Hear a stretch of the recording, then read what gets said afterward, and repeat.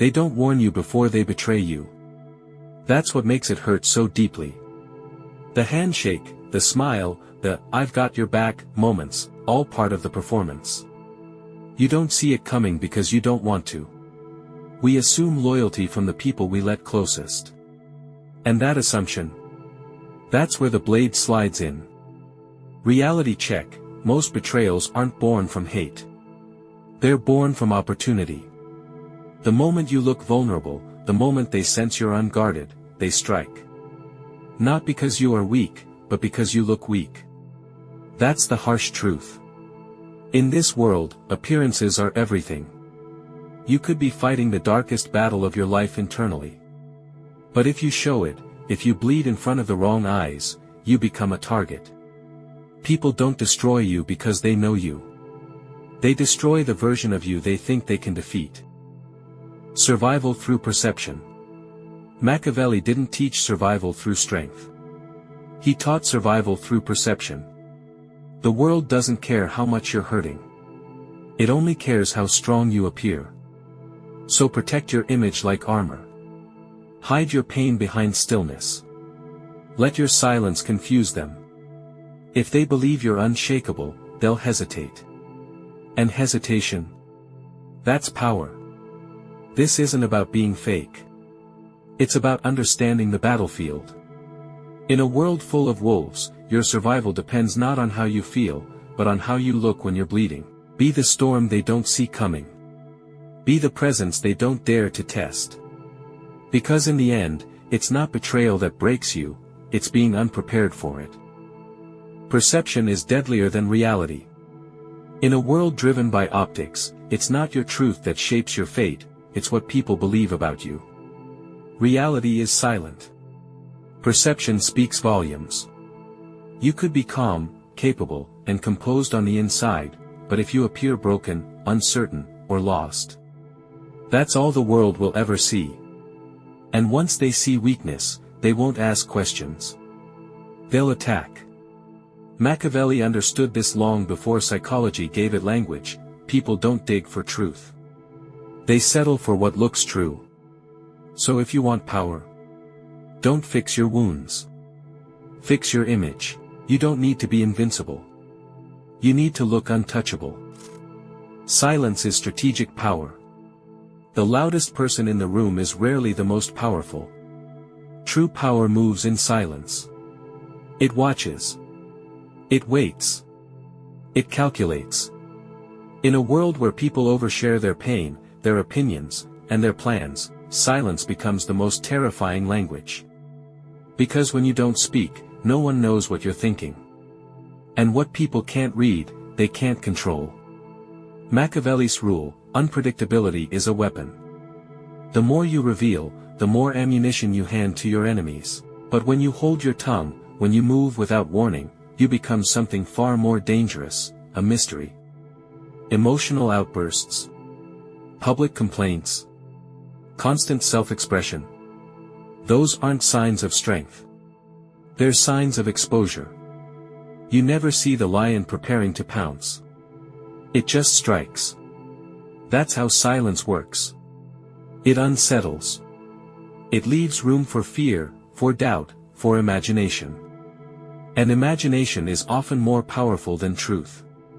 So remember, don't cry where they can see. Don't beg where they can record.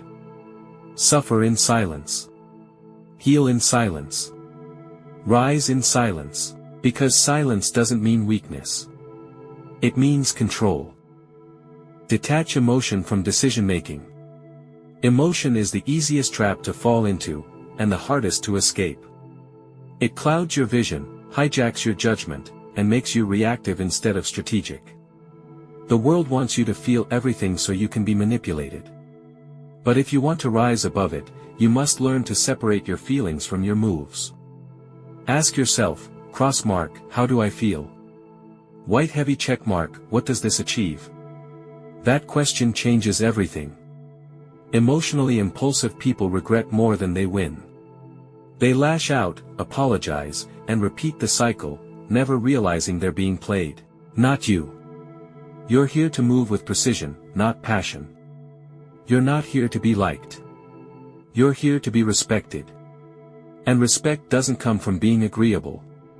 It comes from being effective. Control how people see you. You don't owe the world your truth. You owe yourself the advantage. In a society obsessed with appearances, the one who controls perception controls power. Most people live in reaction, constantly defending who they are, explaining their intentions, seeking sympathy. That's weakness. Your image should not be an accident. It should be a weapon. Let them see only what serves you. Want to be respected? Appear cold and competent. Want to be feared? Let your silence feel like a threat.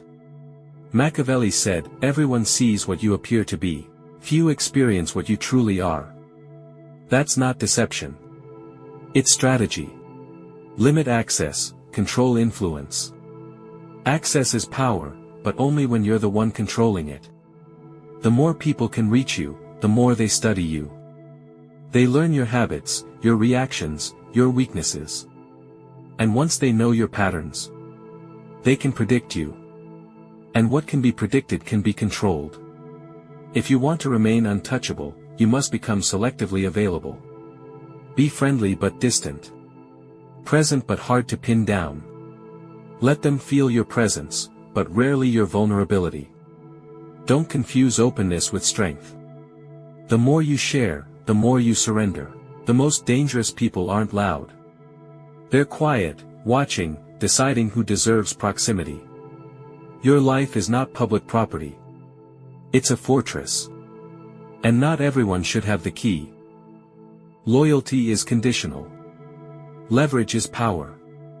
Loyalty sounds noble, until you realize how easily it disappears when your value fades.